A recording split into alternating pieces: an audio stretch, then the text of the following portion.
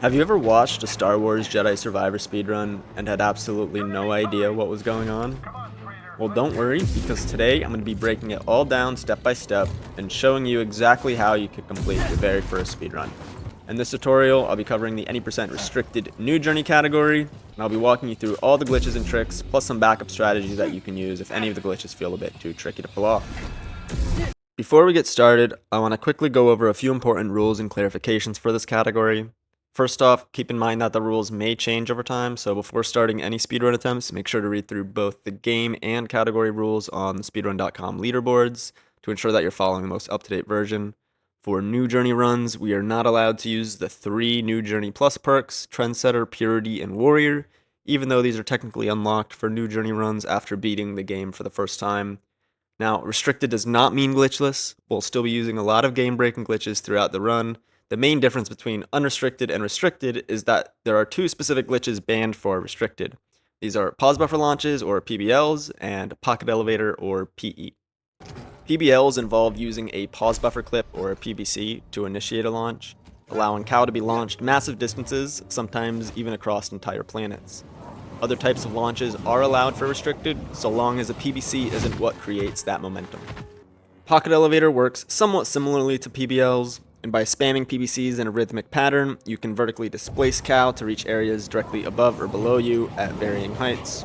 And due to the inconsistencies within executing these glitches, they are both banned from restricted runs. This tutorial is focused primarily on the PC version of the game, however the general route should still be fully doable on PlayStation 5 and Xbox Series X and S. There are some glitches though that might not work on those consoles, and I'll do my best to try to point those out along the way. As far as I know, most of the glitches will not work at all on the PS4 or Xbox One, and they're almost definitely not going to work on the GameCube when Respawn inevitably makes that port. With all that out of the way, let's get into the setup. Starting off with the accessibility settings, turn disable UI input hold to on. This is going to let us instantly skip cutscenes, which is essentially just free time save. The field of view setting can slightly affect lineups for certain glitches. Feel free to use whatever you're comfortable with, but I'm going to be using widest throughout this tutorial. If you're using a different FOV, just keep that in mind if some lineups aren't quite working out for you. The stabilizing UI dot setting is going to add a small white circle to the center of your screen. Turning this on is going to help us out with one of the glitches later in the run. We also want to enable slow mode and set the slow dilation to 30%. This allows us to slow down gameplay with a single button press, which is going to also make some glitches much easier to perform. Within the gameplay settings, the only thing we need to worry about here is to make sure that dialogue line skipping is turned on. Again, this is just more free time save. For visual settings, you may need to experiment a bit based on your monitor and hardware setup. Personally, I play in windowed full screen, but I do know that some people have only been able to get the pause buffer clips to work consistently when playing in full screen. As with most speedruns, we want to maximize performance. I do recommend playing on the lowest settings possible with your preferred FOV, but if your system can handle higher settings while maintaining a stable frame rate, then by all means feel free to do that. Regardless of your visual settings though, I do strongly recommend setting the foliage detail to low because this setting does tend to impact performance quite a bit, especially once we get to Kobo. Turning VSync and ray tracing off for the exact same reasons, and you're free to use any of the upscaling methods that are available to you if you want to. There are some out of bounds sections in this run that will be fairly dark, so I do recommend increasing your brightness a bit higher than what the game might recommend you to do. This won't affect the run mechanically, but might make navigation a bit easier. And I forgot to mention this at first, but you want to also set the camera auto adjust to never, as this will otherwise interfere with one of the major glitches in this run. Aside from the in-game settings, there are a few third-party tools that are both allowed and highly recommended for this run. One of the glitches that we'll be using only works at 41 FPS or lower, and since Jedi Survivor doesn't include a built-in frame limiter, we allow the use of third-party tools to cap frame rate as necessary. I personally recommend using Riva Tuner Statistics Server, but any tool that accomplishes the same goal is allowed. Currently on RTSS, I use 3 different key bindings, one for 40 FPS, one for 60 FPS, and one for 120 FPS, but set whatever limits you want, so long as you don't set any limits below 30 FPS. The game engine just starts to completely break down at extremely low frame rates, and abusing that is just not allowed. For this reason, it's also recommended, although not currently required, to display an FPS counter when submitting runs. Again, always check the rules for any updates before starting your runs because that could change in the future. When setting up hotkeys for RTSS, make sure to click this checkmark to actually activate the hotkey handler plugin. This isn't that intuitive, so if your hotkeys aren't working, this is likely the reason why. If you're playing on PC with a controller like myself, third-party remapping software is also allowed for button reassignment. Most people use Droid, but I personally prefer DS4 Windows. The core glitch of the run involves performing F11 presses, so you'll definitely want to rebind F11 to something more convenient, and you'll also likely want to rebind the slow mode toggle. For example, on my PS5 controller, I have F11 bound to my PS button and slow mode bound to the touchpad, but feel free to map these to whatever feels best for you. The only restriction is that we require one-to-one button mappings, and macros are absolutely not allowed. There is an exception, however, and that is for keyboards that require a function or FN key to activate your F keys, and in that case you are allowed to map FN plus F11 to a single key press. I don't believe there will be a default key binding set for slow mode, but you can change this within the controller settings of the game. My controller inputs will be visible in the bottom left corner of the screen for the entirety of the tutorial. Obviously, you'll probably also want to use live split to track your runs, but since the leaderboards are based on real time, using a timer is completely optional. I know we've already covered a lot and you're probably eager to get started on learning the actual route, but before we do, it's important to go over the core glitches in Speedtech you'll be seeing throughout the run. The most important and most used glitch in the run is called the pause buffer clip, or PBC for short. The name is actually a bit of a misnomer since technically this is more of a lag clip, but essentially it allows us to clip through all sorts of walls, doors, barriers, and other terrain that we might find throughout the world. On PC, we can perform a PBC by pressing F11 to toggle between borderless or full screen and windowed modes. Most runners will do 2 quick F11 presses instead of just 1, as this creates a bigger lag spike which will give us a better chance to clip through the collision. On console, since you don't have access to F11, you can create a similar lag spike by opening the pause menu and tabbing over to the settings instead. Now, one important thing to know about PBCs is that you'll need to open photo mode at least once per game session in order for PBCs to work properly. If you forget to do this after booting up the game, your clips might just completely fail for no apparent reason, so get in the habit of opening photo mode as soon as you start your session. In order for Cal to actually make it through the object during the lag spike, we need to have some momentum going into the clip, and this can be done in a few different ways. We can do it from a sprint, which is obviously the fastest method where applicable. We can also do it from a walk, which can be useful for certain smaller clips where we might not have the ability to sprint. But the most powerful method is by doing a backwards dodge right before the PBC. This will give Cal the most momentum and allow us to clip through much thicker collision than we could with just a sprint or a walk. Due to the better hardware performance on console compared to PC, walk PBCs are generally just not viable at all. So unfortunately that does make a few skips impossible if you're playing on console. While PBCs are extremely powerful, they don't really allow us to clip through natural terrain, which is something we're going to encounter quite a lot on Kobo. Thankfully, we do have another type of clip that lets us get through this type of collision, and this is where your FPS limiter is going to come into play. This technique is commonly referred to as the money clip, named after the glitch hunter who discovered it, Z Money Train. In order to perform a money clip on PC, you're first going to need to cap your FPS at 41 or lower using third-party software such as RTSS. On console, you don't need to worry about any graphical settings as the glitch is just going to work straight away. The inputs for a money clip are fairly simple, though it only works in certain spots where there's collision directly above Cal's head. First, you're going to dodge forward into the terrain you're trying to clip through to make sure that you're right up against it, and then while holding block, walking forward, you can perform a double jump, and if you line this up correctly, Cal will just essentially bump his head on the collision and roll right through. Another glitch we'll need to use a handful of times throughout the run is called Pocket No Fall Timer, or pNFT. If you've played this game before, you probably know that there's a fall timer, in which if you fall for too long, the game is going to void you out.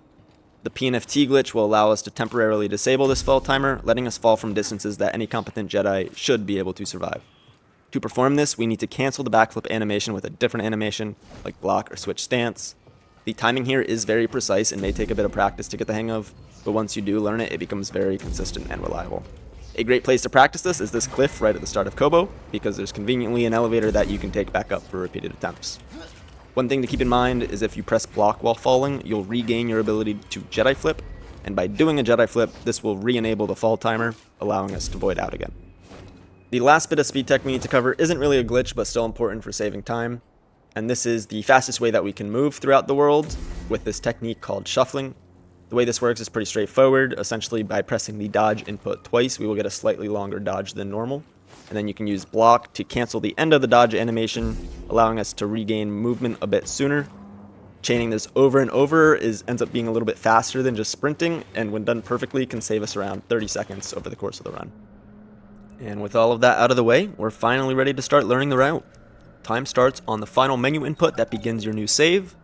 So if you have all 10 save slots filled, this will be on the overwrite prompt, but if you still have some open save slots, then time will begin when you click the Start New Journey button right after selecting your difficulty. For this speedrun, we'll be playing on Story difficulty.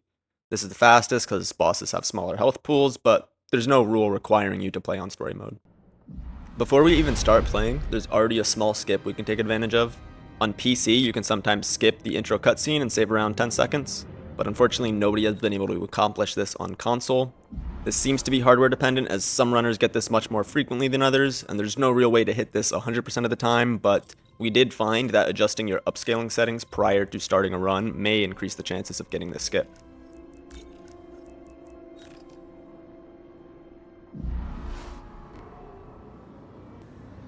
Once you start the run, open your gameplay settings and turn tutorials off.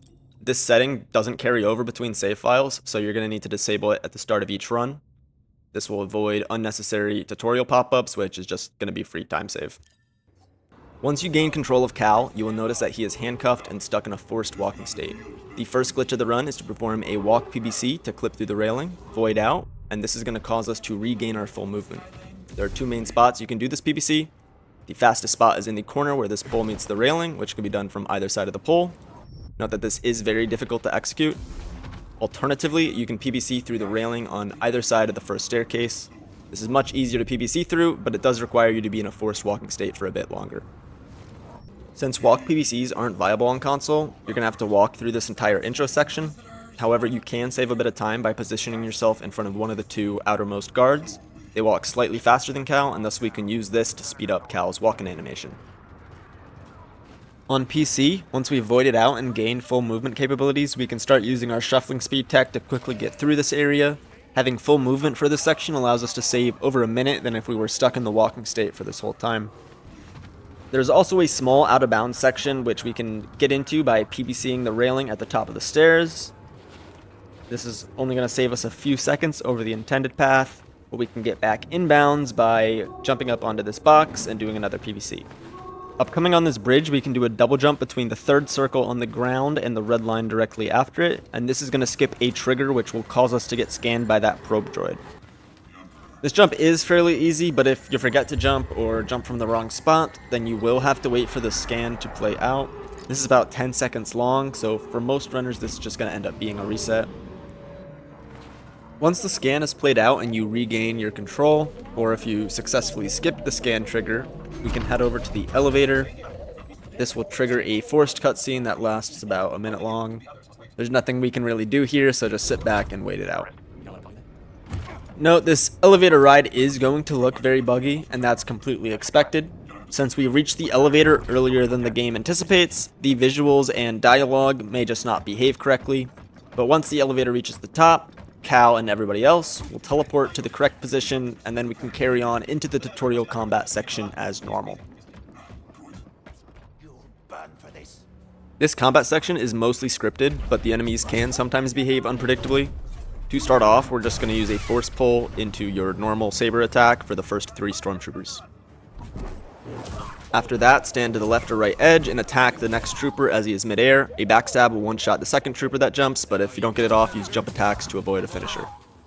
Force pull one of the next 2 enemies and we can kill both with 1 swing, and then we can just force push off the last 3. After the fight is over, you can jump off yourself, and if you happen to void out at the same time the next cutscene starts, you can actually start this tutorial climb section a little early. This only saves about a second, so don't stress too much if you miss it. Coming up here is what we call climb skip. You can drop off the grate, jump to some collision, and then double jump to a conveniently placed cylindrical object. This will save about 15 to 20 seconds. Note that there are a few side effects of doing this climb skip. If you do this, you will no longer be able to gain XP on this save file, even after a quit out, and your last grounded position will not update until we reach a later area. so voiding out would cause you to spawn back at the start of the tutorial climb. Thanks to recent discoveries, we no longer need any XP for this category, but if you don't want to worry about either of these side effects while learning the route, we can negate both of them by backtracking a little bit to reach the rooftop loading trigger. On the way to the next major skip, there is a nifty jump you can do to cut the corner, which will skip a ledge grab. This only saves about a second, but it does look pretty cool. Continue on following the intended path, and as you climb underneath the pipe, start buffering the input to pull yourself up in order to do it as soon as it becomes available, and then jump off to the right to cut another corner. Now we have what is unanimously considered the hardest trick of the run, early Bode. This skip saves about a full minute, and thus getting this cleanly is essential for a world record paced run, but it's still possible to get a sub 30 time without it. I strongly recommend skipping this if this is your first time learning to speedrun this game, and instead come back to learn this later when you're trying to push for a strong PB. To perform this launch, stand on the box to the right of the climbing grate, turn on slow mode, and sprint into the ledge in front of you. This should look like Cal is falling into the ledge rather than pulling himself up. Start turning into the grate and press the input to start climbing as the prompt appears. If you time this input correctly, Cal should get launched into the air. As soon as the launch begins, start to turn outwards from the climbing grate. If you get the perfect launch, you can then perform a Jedi flip to land on the solid ground above. Once you're confident that you'll reach the catwalk, turn off slow mode. The key to getting the perfect launch pretty much entirely relies on Cal's positioning when lining it up. This comes down to the distance from the grate as well as the angle in relation to it. I typically try to line this up so that Cal's right elbow clips through the edge of the grate as he falls into the ledge. If you are too close to the grate or angled too far inwards, you could either not get launched at all, or get the launch but grab the top of the grate. This can also happen if you don't start turning outwards fast enough after the launch. If you are too far from the grate or angled too far outwards, you will likely end up launching too far away to where you cannot make the Jedi flip up to the upper platform. Apart from what I've already mentioned, my biggest tip is just to practice and pay close attention to how Cal's position when starting the launch yields different results. This really just is the Goldilocks glitch of this category. Once you succeed the early Bode launch, you can backtrack a little bit and jump directly into the trigger that initiates the cutscene where we will meet everyone's not-so-favorite ally. Because we skipped unlocking the ability to carry 2 lightsaber stances, we will get a sequence break message here, and since it happens to prompt during the black screen from skipping the cutscene, we will need to do a bit of blind menuing. This is what the sequence break message would look like if it were visible, so just make sure to choose the option on the right. Choosing the left option will end up loading your last valid save, killing your run. It will take a few seconds before this prompt appears, so make sure to listen for the audio cue before doing the menuing. After regrouping with Bode, don't immediately follow him and instead head back towards the railing. After a brief moment, we will be able to jump over the vent. This skips a small section of dialogue where we'd be normally put into a forced walking state. You can also jump across some crates, saving a few additional seconds. Interact with a zipline and you'll notice a hanging crate blocking its path. Complete the input prompt to have Bode help us out, and as he turns to shoot the object down, interact with the zipline again. Right here. When on ziplines, make sure to hold the speed up input. This should be R2 on controller or left click on keyboard. You can also hold block when exiting the ziplines to carry momentum for a small distance. One thing you should be doing all throughout the run is to do saber swings before landing after a large fall. This will cancel rolling and stumbling animations. Make sure to double jump onto this wall run so that you get enough height to avoid a ledge grab, and then interact with this Bode prompt to have him lower down the shortcut rope. Standing here will allow us to jump higher up the rope for a shorter distance when climbing up.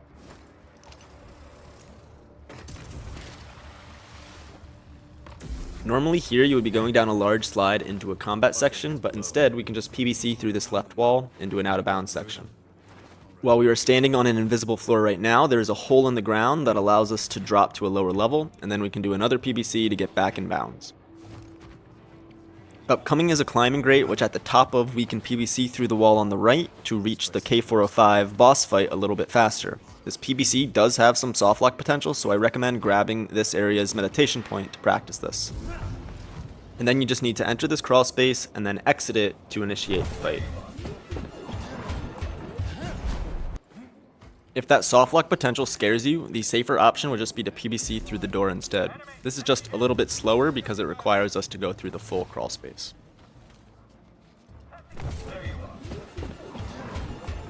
This boss fight, if you can even consider it one, is fully scripted. Once you can start attacking, lock on and do 6 normal attacks, finish him off with 2 lightsaber throws. Then turn around and head to the far left corner where we can pick up the Ascension Cable ability. This will help us with traversal throughout the world and is going to be essential for this category. This is actually the only upgrade that we will need to acquire in order to be able to complete the run. After using our new ability for the second time, don't pull out your lightsaber or you're going to have to wait for Cal to put it away before being able to interact with this console. This console is going to rotate a crane and lower a billboard, which is going to be necessary for getting through the next bit of platforming. Because of the out-of-bounds path we took to get to the K405 fight, one billboard we are supposed to wall run on won't be usable and thus we need to jump onto the top of it. We can do this by either jumping off of the grate on the side of this building, or by doing a very precise pNFT. If you need a refresher on how this glitch works, go back and watch the intro portion of this tutorial. And once we land here, we can simply just jump to a grapple point on the next billboard.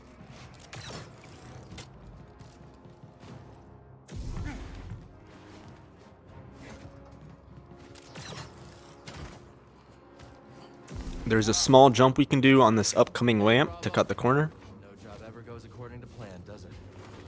And now we're heading into our next major skip of the run, Yacht Skip. At this point of the story, we'd be expected to board the crashed yacht to interrogate the senator that we met at the very start of the game. This involves a lot of waiting for NPCs to do various actions, as well as some dialogue, and takes around 2 full minutes. Completing the sequence will also take us to an area that's fairly out of the way, requiring about 30 seconds to a minute of additional platforming. To skip this yacht sequence, first do a PBC along this wall to get out of bounds. Then perform a pNFT. You want to land on the roof of the next room. There is a loading trigger against the wall of the elevator shaft, so drop down next to the wall and Jedi flip to the platform nearby. We need to fall through this loading trigger in order for the next room to load properly. PBC back in bounds and jump across these pipes and boxes to skip the crawl space below. If you fall before jumping over the boxes, don't worry, you can just head through the crawl space. Here is some footage of what would happen if you happen to miss the loading trigger next to the elevator shaft.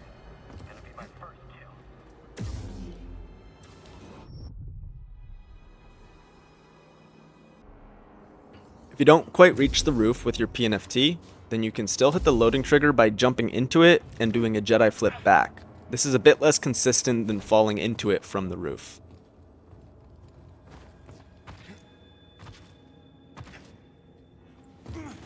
If you get lucky with the cycle, you may be able to instantly grapple to a crate, otherwise you're just going to need to wait for the next one. If you land on the lower level of this room without everything deloading, you've successfully completed the Yacht Skip. You can PBC through this door to skip this room's combat, and now we are ready to start the 9th Sister Skip. Because we skipped the yacht sequence, the 9th Sister boss fight will not spawn, so instead we're just going to do a few PBCs to get out of bounds and skip the fight entirely. PBC through the corner of this room, and we can drop down to the rooftops. Head over to here, and we need to PBC through these wires. There's an invisible wall here. And then jump down to the next roof. And we're just going to make our way over, and then we can jump down to the staircase. And that's the skip. If you find that PBC through the corner a bit tricky, you can also do a back dodge PBC directly through the window, although this can cause you to void out, so you'll need to jump to some collision in order to reset the fall timer. When jumping to the next roof, you don't need to directly land on the small ledge, but you will need to drop down there afterwards in order to make the jump to the staircase. Note that voiding out at any point during this rooftop out of bounds will respawn you back at the window. Once you've completed 9th Sister Skip, we are on to the home stretch of Coruscant. Take the elevator down and we will have 3 stormtroopers to defeat. These can easily be taken care of by force pushing the leftmost trooper off the edge, deflecting a blaster shot of the second one, and force pulling the third into a saber attack. Activate the zipline afterwards and make your way to the center platform.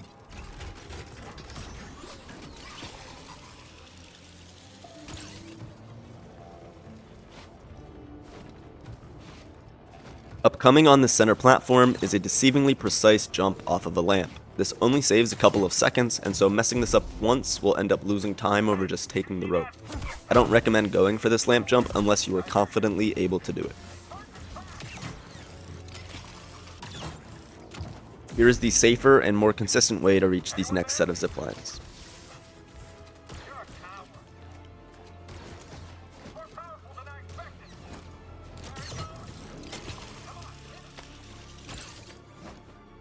After crossing the gap, we will have a set of 3 PBCs to perform. Doing these skips a cutscene, which also happens to spawn in the majority of the enemies for the final hangar combat. With these PBCs, we now only have 2 waves of enemies to fight.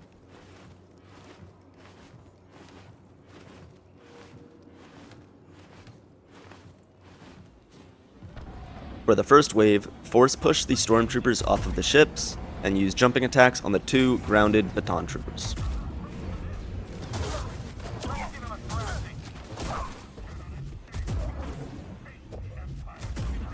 For the second wave, use jumping attacks again on the 2 baton troopers, and use force pull attacks on the chain gun trooper as well as the Gorge trooper.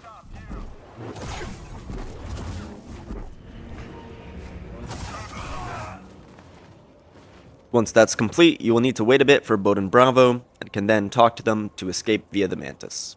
Not bad, Bode. Not bad yourself. And that's the end of Coruscant, and about 1/3 of the way through the speedrun.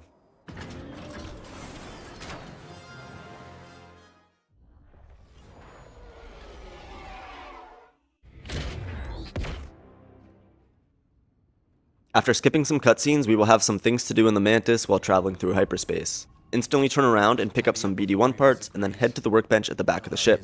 There's some very minor PBCs we can do to save a fraction of a second. They aren't too difficult, but you will lose time if you mess them up.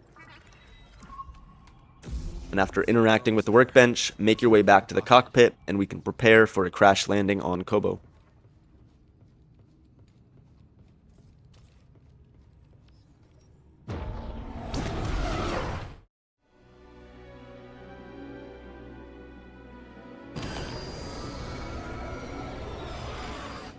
System's failing all over.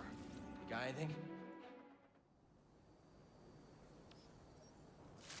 We start off Kobo, pNFT down the cliff, and PBC through the structure of the elevator to reach an out-of-bounds section. Right after this PBC, make sure to stay slightly to the right as there is a hole in the floor directly in front of you.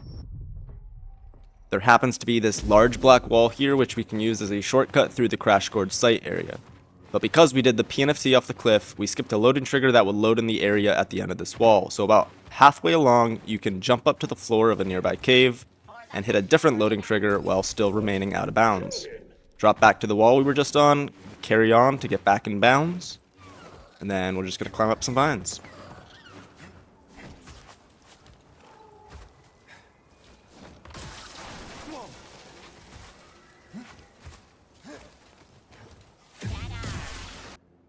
This trigger can be tough to hit while still remaining out of bounds, so if you mess this up, just carry on through the cave as normal. There's also a few minor optimizations we can do, although they both heavily rely on some luck. The first of these is that we can actually dodge through the crawl space without getting the animation of us going through it. And while climbing the vines, we can jump over the piece of metal, avoiding the stumble animation. There's also a way to do this out of bounds section without needing to hit that loading trigger at all, and that can be done by quitting out at the Crash Gorge site meditation point. Reloading the game here will cause this full area to be loaded, allowing for us to simply run across the entirety of the wall. Towards the end of the speedrun, there is a run-killing bug that can occur, which can be prevented by doing a quit out at some point on Kobo. I'll explain the details around that bug later, but just know that since you will likely want to quit out at some point on Kobo anyways, this is a great spot to do it, even though we don't actually need this meditation point for anything else.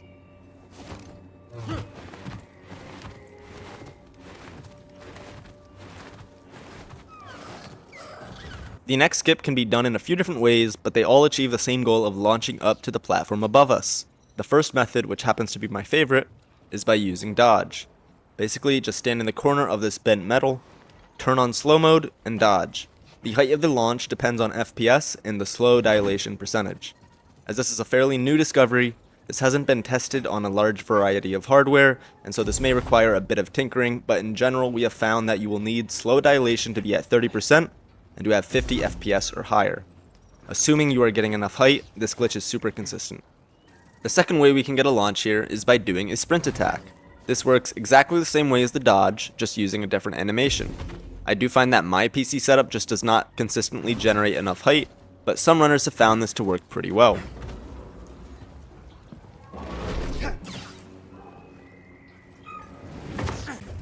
The third way is by doing a jump attack followed by a push. This type of launch, known as a money push, was discovered by Z Money Train, and we will be needing to use this for 2 different skips in just a little bit, but this is the slowest and least consistent way to get a launch in this specific spot. I don't recommend using this method here, but if you do want to use this, I'll explain how this glitch works in a bit more detail very soon. The final launch option is what we call a stab launch, but this is no longer recommended since you will need to purchase the improved footwork skill. After using your preferred method of launch, we just have a little bit of standard platforming before reaching our next skip. Although do be careful when jumping off of these cliffs, as it can be easy to void out. Here they come. Don't let them escape. We just need to find a way through here. Grease is gonna be surprised to see us, huh?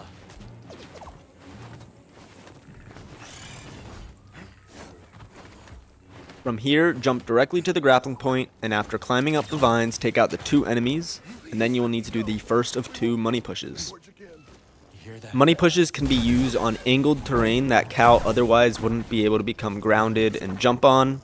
The small amount of forward momentum from the post-swing push animation gets translated into some upward momentum due to the angle of the terrain. Friend, BD? To get the best launches, you want to hold down push for a little bit, but not for too long.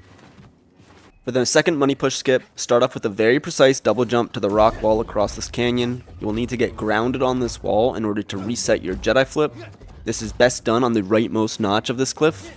Continue doing money pushes until you get a high enough launch to where you can double jump near to the meditation point, and then start doing an additional money push to launch up to solid ground.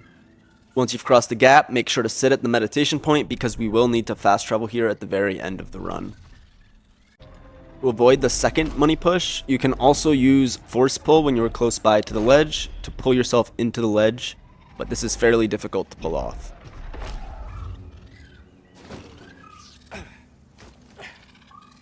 If you get extremely lucky, you might even get a Giga launch here.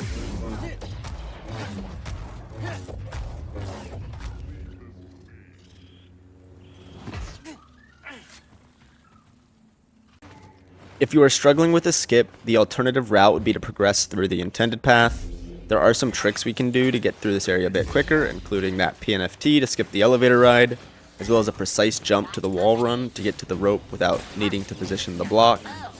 This jump can be annoying due to the amount of enemies within this area, as you will lose momentum if they end up shooting you. But when done perfectly, this path only takes around 45 seconds of extra time. There is also a slight shortcut to get to this area's rope quicker by using a pNFT followed by a force pull to grab the ledge. And again, make sure to grab the meditation point because we will need to fast travel here later in the run.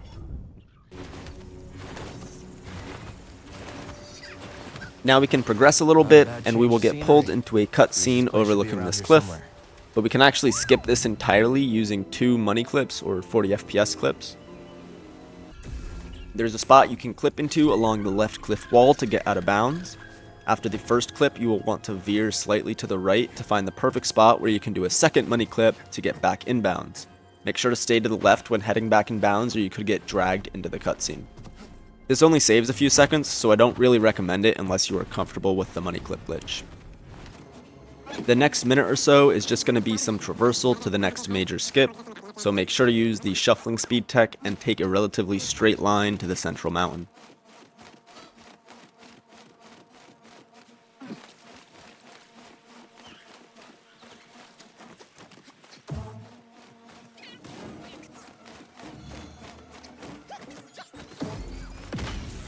Once you get to this mountain, you will want to clip into it using another money clip.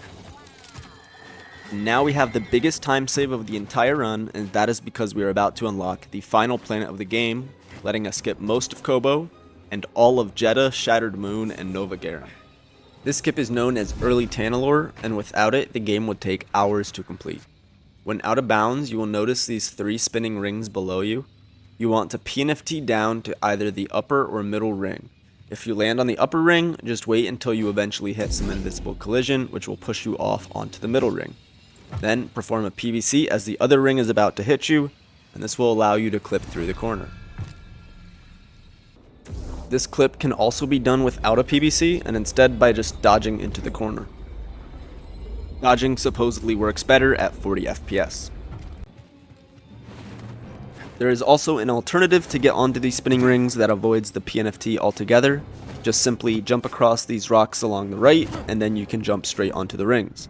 This can be nice to use while still getting used to this glitch, as you wouldn't need to do a pNFT every time you void out.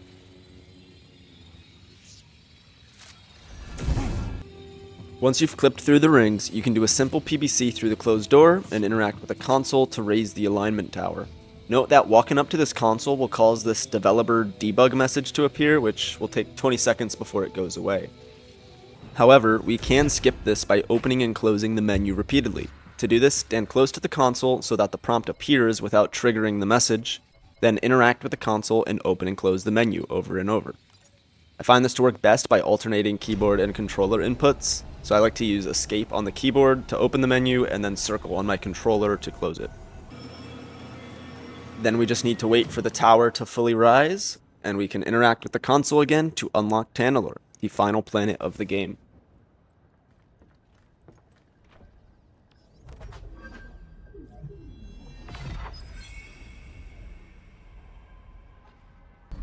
Our next goal for this run is to reach the forest array.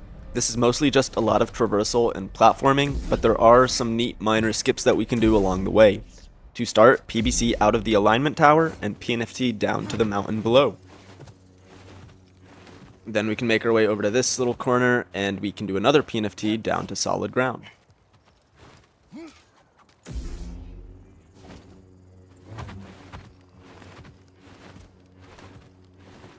Head over to the entrance of one of the nearby caves and we will be able to clip out of bounds. I like to use this PBC through the stalagmite and then jump down into the left. Note that there is some invisible collision here, so if you don't make that jump, you can just PBC through the invisible wall.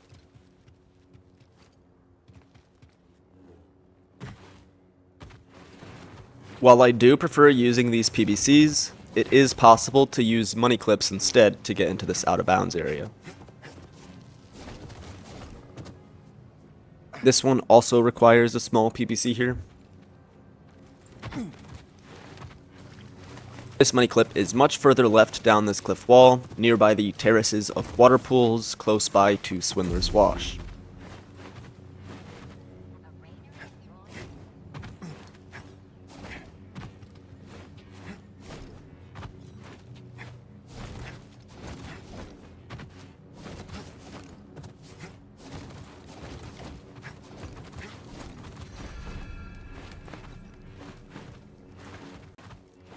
Regardless of how you get out of bounds, the main goal is to reach the forest array gate, as there is a loading trigger there that will load in the following Basalt Rift area.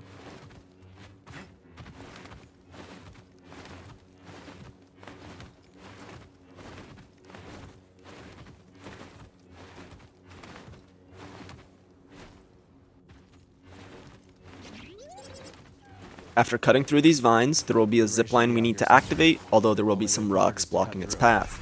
We can activate the zipline quickly by having BD slice it, and then jumping into the void and doing a force push. If you time this right, the zipline should be activated after you respawn. Once you cross the zipline, you can do some wall runs and then grapple up to the crawl space.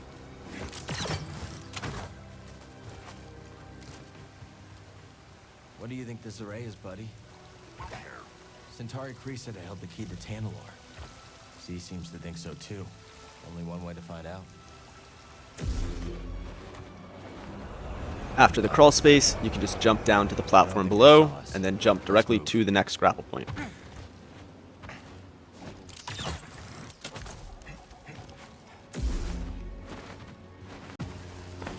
It's actually also possible to skip that crawl space entirely by doing a money clip and some pretty precise jumps. This is fairly difficult and doesn't save a whole lot of time, although it would be faster if you can do it first try.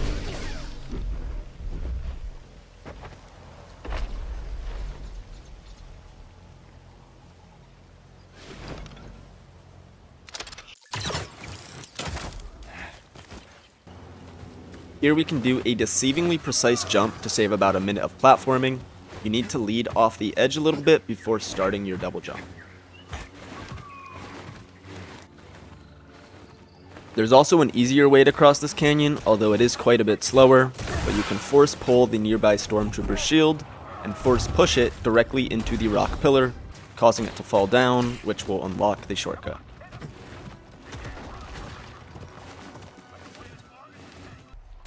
You can also hit this shortcut pillar with a saber throw, but this is supposedly even more difficult than just doing the jump across the gap.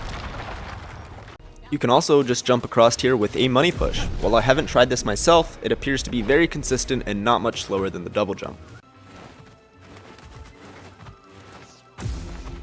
Force pull this branch in mid-air in order to avoid slowing down your movement.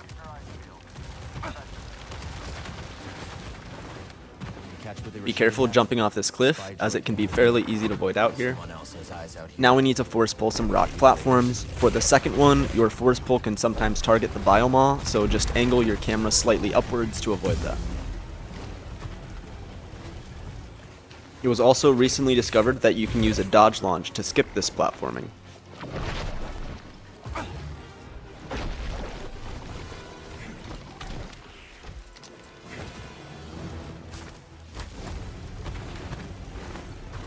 Don't know what that stuff is, but definitely. Here we can perform another money clip to cut the corner of this small area, saving around 10 or 15 seconds.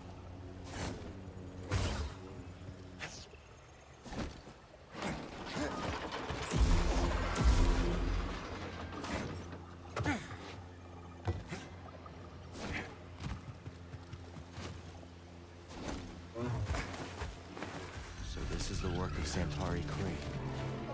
Now we've reached the forest ring. Continue straight ahead and jump onto the left wall. Perform another money clip to clip right into the center of this area. This single clip saves around 10 minutes over the intended path, including the part where we acquire Reltertane.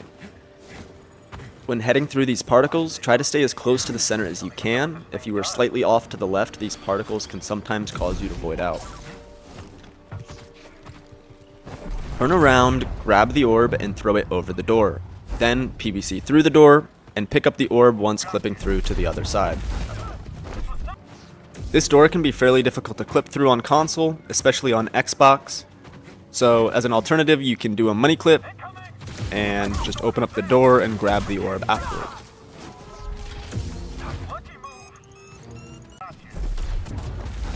Once you make it past the locked door and have the orb, you just need to do a small puzzle to activate some bridges that will allow you to reach the tower in front of you.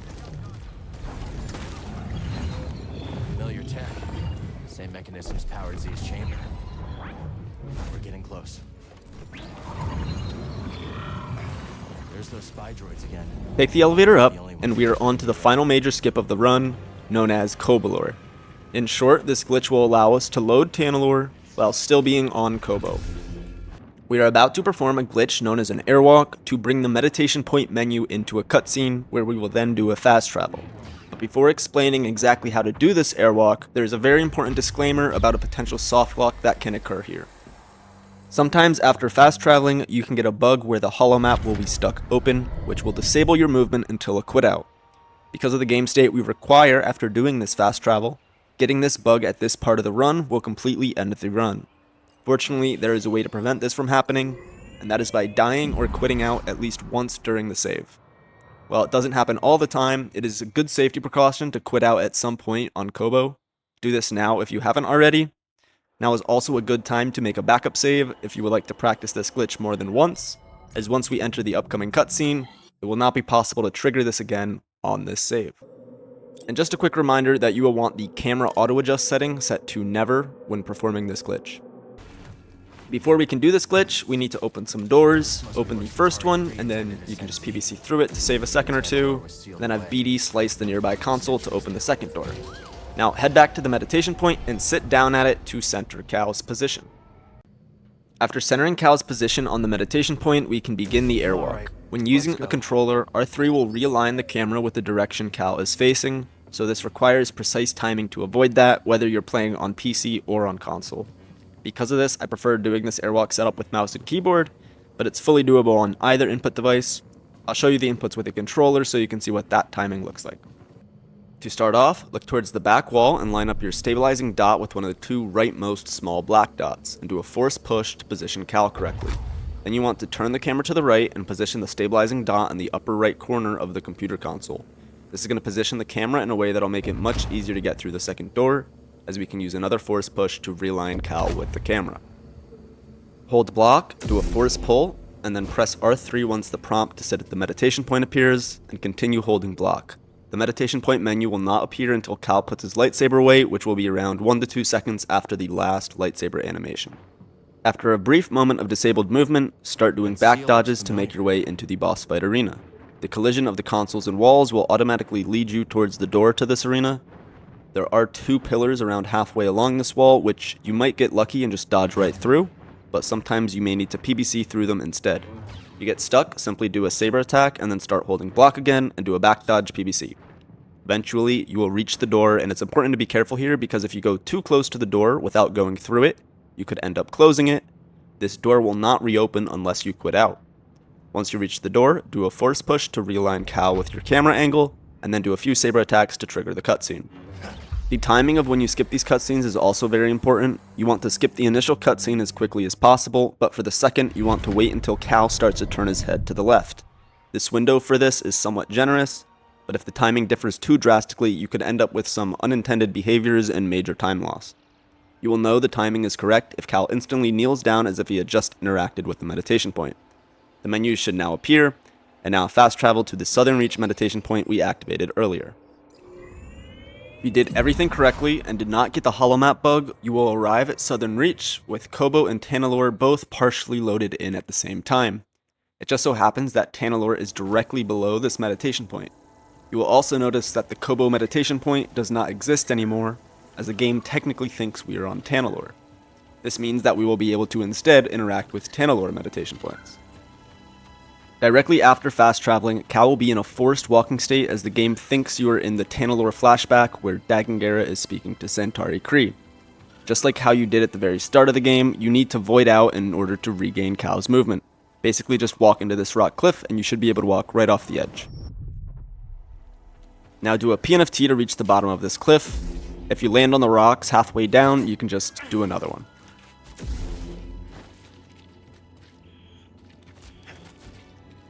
Now do a money clip along these rocks, and you will drop onto some invisible collision.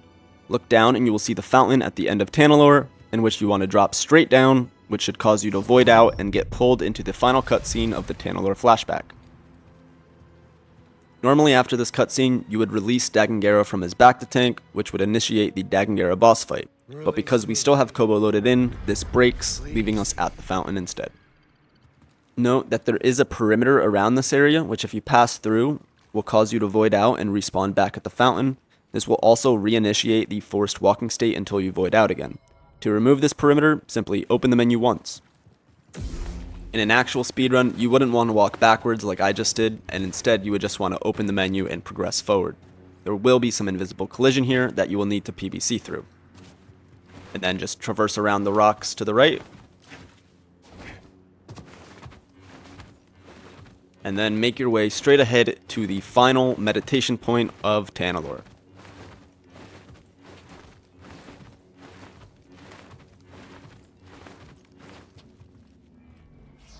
Interact with this meditation point, and then do a quit out to reload Tanalorr in its entirety.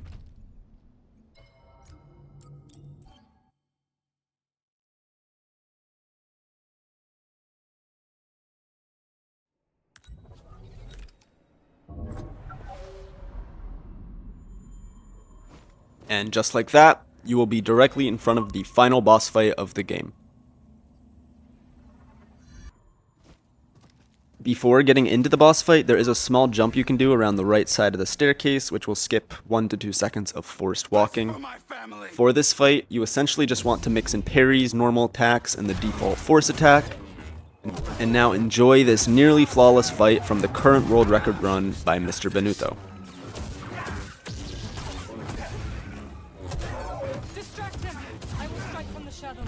One last clarification to make here. If you've watched an unrestricted speedrun, you may have noticed that you can PBC during Marin's Charm Tunnel to break Bode's AI. In some situations, this can result in a PBL instead of a PBC, and thus to avoid the chance of a PBL happening, we have decided as a community to ban this glitch for restricted entirely.